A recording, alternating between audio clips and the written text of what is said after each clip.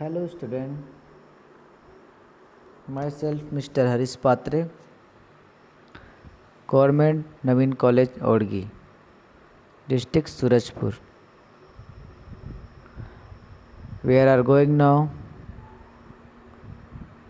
Obelia. आज हम Obelia के बारे में अध्ययन करेंगे। ठीक है, तो क्या होता है ओबिलिया, कैसे होते हैं, कौन से फाइलम के अंतर्गत आते हैं ये। तो ओबिलिया जो होता है एक समुद्रवासी कॉलोनियल सिलेंट्रेट होता है ना। फाइलम सिलेंट्रेट्स के अंतर्गत ये आते हैं। ठीक है, जो कैसे होते हैं, डाइमॉर्फिक कॉलोनी बनाती है ना। ठीक है, और क्या कर सकता है इसको, और क्या बोलते हैं, सी फर के नाम से भी इसको जाना जाता है। समझ में आई बात। इसके अलावा इसमें ओबिलिया में 3 प्रकार के जॉइंट्स या जीवक पाए जाते हैं। ठीक है, कौन कौन से 3 जीवक पाए जाते हैं। फर्स्टली देखें तो पॉलिप, दूसरा ब्लास्टोस्टाइल और तीसरा मेडुसा। ठीक है, तो पॉलिप क्या काम करता है, भोजन ग्रहण करने का। समझ में आई बात, क्या काम करता है, भोजन ग्रहण करने वाले। ब्लास्टोस्टाइल क्या करता है, अलैंगिक प्रजनन का काम करता है। और मेडुसा जो होता है लैंगिक प्रजनन करने वाले जॉइंट्स होते हैं। ठीक है, ओके। तो मेडुसा के टेंटिकल्स के आधार पर बहुत सारे संवेदी अंग, जिसको अपन क्या बोलते हैं, स्टेटोसिस्ट होते हैं। ठीक है, और ओबिलिया में एक लार्वल अवस्था भी पाया जाता है, जिस अवस्था को हम क्या नाम देते हैं, प्लेनुला लार्वा। ठीक है, ये जो प्लेनुला जो होता है क्या करता है, बडिंग करता है, मतलब मुकुलन के द्वारा ओबिलिया कॉलोनी का निर्माण करता है। समझ में आई बात। और इसके अलावा और क्या होता है, इसमें ओबिलिया में अल्टरेशन की प्रक्रिया होती है, पीढ़ियों का एकांतरण होता है। ठीक है ना। यह ट्राइमॉर्फिक भी होता है, जबकि इसकी जो कॉलोनी होती है वो कैसा होता है, डाइमॉर्फिक होता है। समझ में आ गई इतनी सारी बातें। उसके कुछ क्लासिफिकेशंस के बारे में देख सकते हैं। ठीक है, इसका फाइलम जो होता है सेलेंट्रेट्स के अंतर्गत आता है। क्लास हाइड्रोराइजा होता है, ऑर्डर हाइड्रोइडा होता है, और जीनस ओबिलिया, और स्पीसीज जेनिकोलेटा, है ना। इस प्रकार से कुछ वर्गीकरण है, और इसकी कुछ डायग्राम आपको यहाँ पे शो हो रहे हैं, दिखाई दे रहा है। ये कॉलोनी के अनुसार शाखाओं में बटा हुआ आपको दिखाई दे रहा है। ठीक है, जिसमें आपको ये जो जॉइंट्स हैं इसमें आपको स्पष्ट दिखाई दे रहे हैं।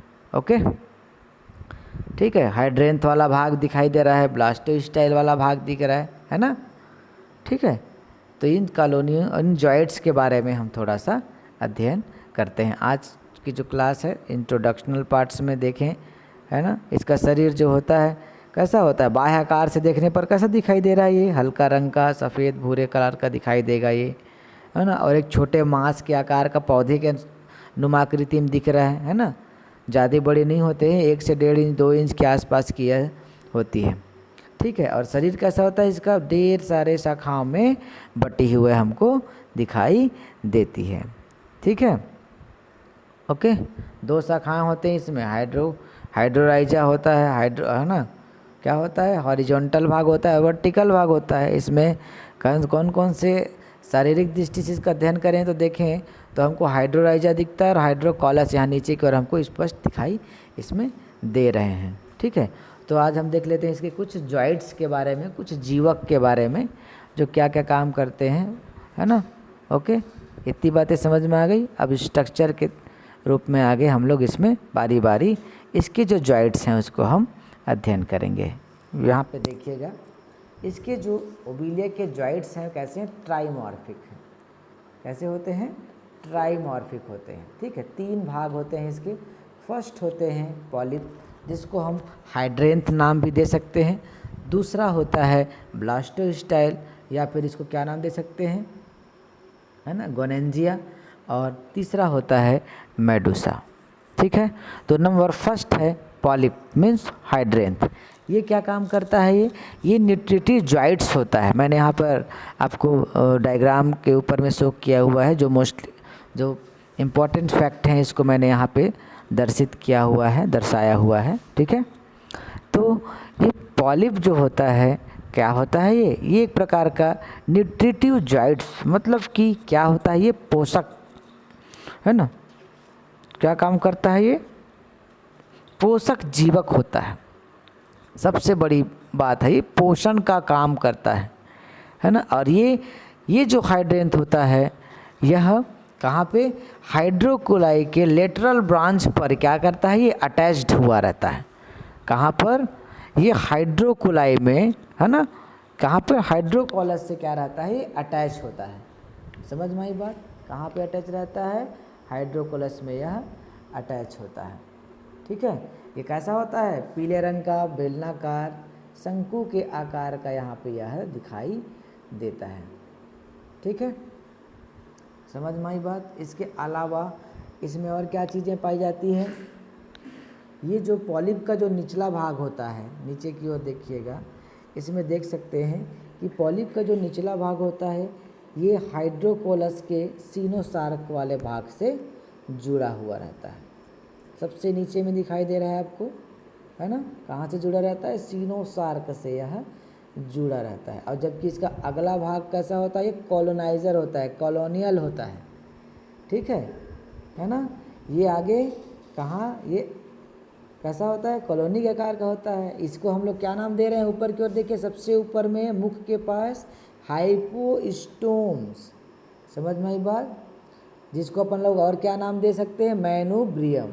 ओके, और यह हाइड्रेन की कुल लंबाई का लगभग 1/3 भाग पर यह पाया जाता है। और इसी हाइपोस्टोम के चारों तरफ आप देखिएगा, इसमें ढेर सारे टेंटिकल्स पाए जा रहे हैं, जिनकी संख्या कम से कम 20 से 30 के पास होगी, है ना। ओके, समझ में आई बात। और ये जो स्पर्शक हाइपोस्टोम्स के सबसे अधिक लंबाई पर यह पाया जाता है। ठीक है, समझ में आई बात, इतनी सारी चीज़ें।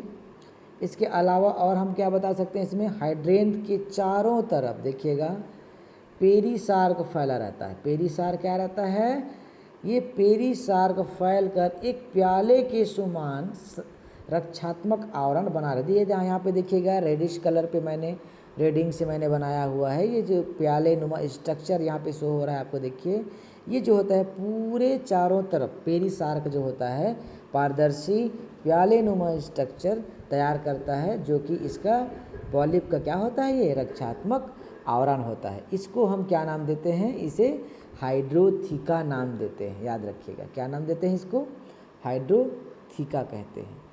समझ में आई बात। ओके, समझ में आ गई ना इतनी सारी बातें। इसके अलावा और हम क्या बोल सकते हैं, मैंने मोस्टली हमको आपने शुरुआत में आपको बताया कि पॉलिप जो होता है कॉलोनी के को आहार प्रदान करता है। मतलब फर्स्टली हमने बताया कि न्यूट्रिटिव जॉइंट्स होता है, ठीक है, पोषक जीवक होता है। और कैसा होता है, ये मांसाहारी होता है, जो क्या करता है, पानी में पाए जाने वाले जो सूक्ष्म जीव होते हैं ना, उनको शिकार करते हैं। ठीक है, ओके। और इनमें पाए जाने वाले जितने भी नेमेटोसिस्ट होते हैं, स्पर्शकों की सहायता से क्या करते हैं, टेंटिकल्स की सहायता से शिकार को पकड़ सकते हैं, है ना, और पकड़कर मुंह तक पहुंचाते हैं। समझ में आई बात।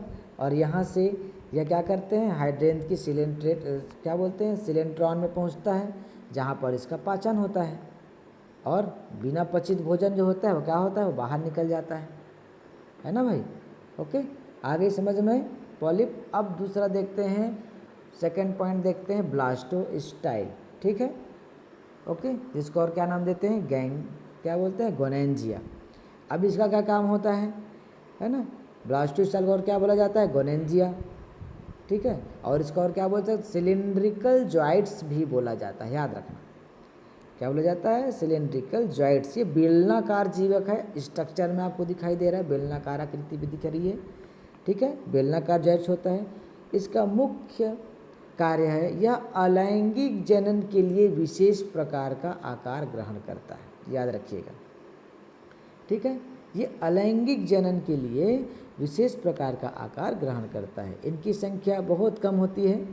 और ये क्या काम करता है, हाइड्रोराइजा और पॉलिप के बीच एक अक्ष में या किसी एक्सिस पे यह क्या रहता है, स्थित रहता है। ओके, और इसमें जो प्रत्येक ब्लास्टोस्टाइल के चारों तरफ क्या पाया जाता है, प्रत्येक ब्लास्टोस्टाइल के चारों तरफ एक पेरिसार्क का पारदर्शी रक्षात्मक आवरण इसमें भी नीचे की ओर दिखाई दे रहा है। देखिएगा, पेरिसार्क, सेनोसार्क यहाँ पे दिखाई दे रहे हैं ना, ये सब रक्षात्मक आवरण होते हैं। इसी को हम लोग क्या नाम देते हैं, गोनोथिका नाम देते हैं। ओके, यहाँ पर पेरिसार्क, ब्लास्टोसार्क के चारों तरफ क्या, नीचे की ओर देखिएगा, पेरिसार्क का एक पारदर्शी रक्षात्मक आवरण आपको रेड कलर में दिखाई दे रही है, जिसको हम क्या नाम दे रहे हैं, गोनोथिका बोल रहे हैं। ठीक है, ओके, और ये ब्लास्टोस्टेल द्वारा क्या करता है, फिर अलैंगिक जनन करता है, और अलैंगिक जनन करता है फिर क्या बना लेता है, ये बडिंग करता है। मुकुलन द्वारा लैंगिक जनन करके क्या बना लेता है, फॉर्मेशन ऑफ मेडूसा।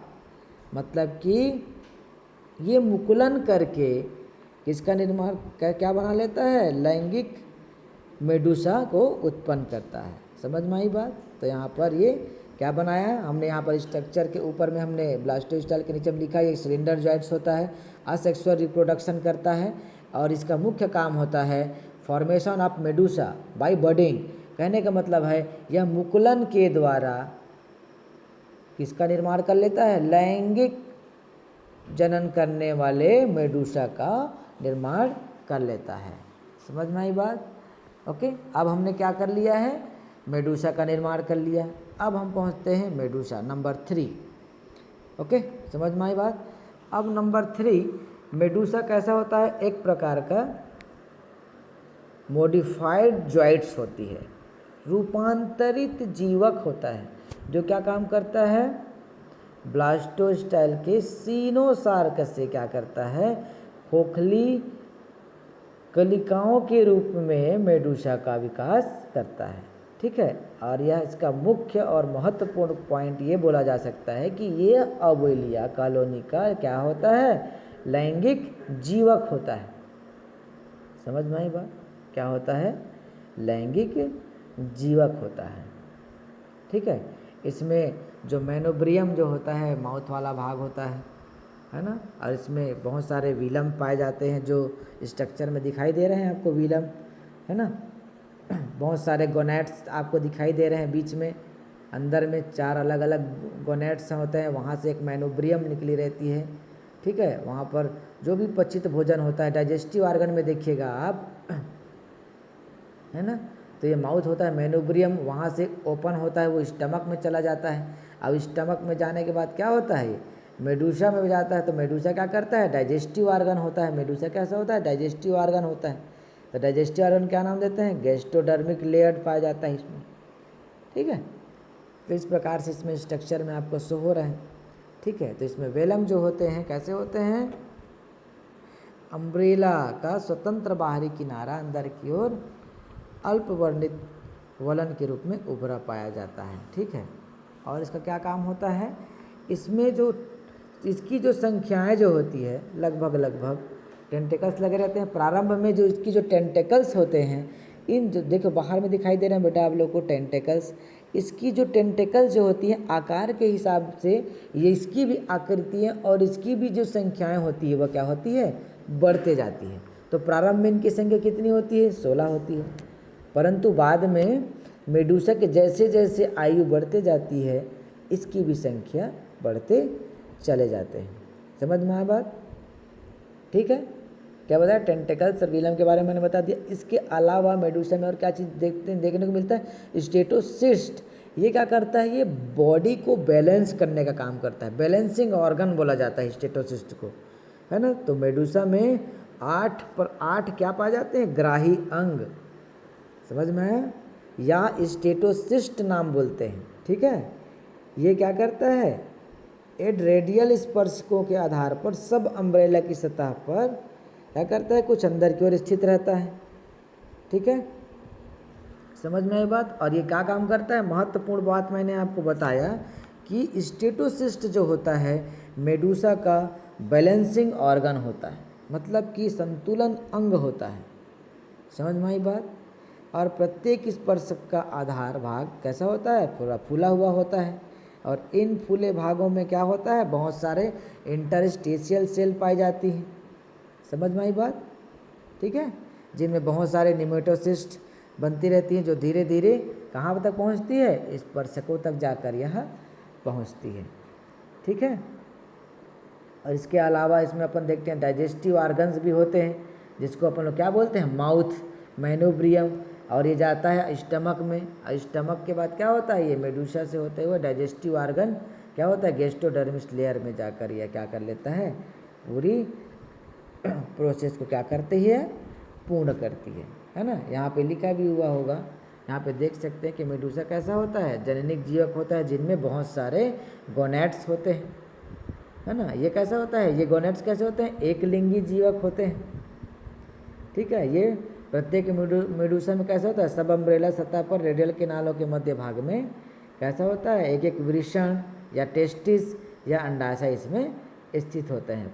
और इस प्रकार प्रत्येक मेडुसा में 4 जनद या वृषण या अंडाशय पाए जाते हैं। यहाँ पे दिखाई दे रहा है आप लोगों को स्ट्रक्चर में 4 गोनेट्स इसमें दिखाई दे रहे हैं इसमें। और गोनेट्स कैसे होते हैं इसमें, ये जनन करने वाले होते हैं। इसमें मेडुसा कैसे होता है, मेल एंड फीमेल। जब इसका फर्टिलाइजेशन जब होगा, ओबिलिया का जब फर्टिलाइजेशन लाइफ साइकिल जब देखेंगे, तो ये गोनेट जो वाला भाग होता है, ये रिप्रोडक्टिव जॉइंट्स होता है, सेक्सुअल रिप्रोडक्शन करता है, लैंगिक जनन करता है, और इसी के द्वारा ही आगे ओबिलिया में लाइफ साइकिल स्टार्ट होता है। क्योंकि इसमें मेल एंड फीमेल इसमें पाए जाते हैं, तो आपको पता होना चाहिए कि मेल जो गैमीट होता है वो अक्सर स्पर्म सिक्रीट करता है, स्पर्म प्रोड्यूस करता है, प्रोडक्शन करता है, और जो अंडाशय से सिक्रीट होने वाला जो होते हैं उसको अपन लोग क्या नाम देते हैं, ओवम।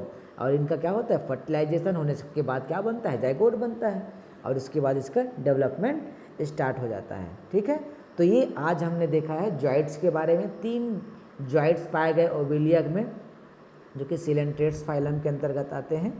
ओके, तो इनके जीवकों के बारे में हमने देखा।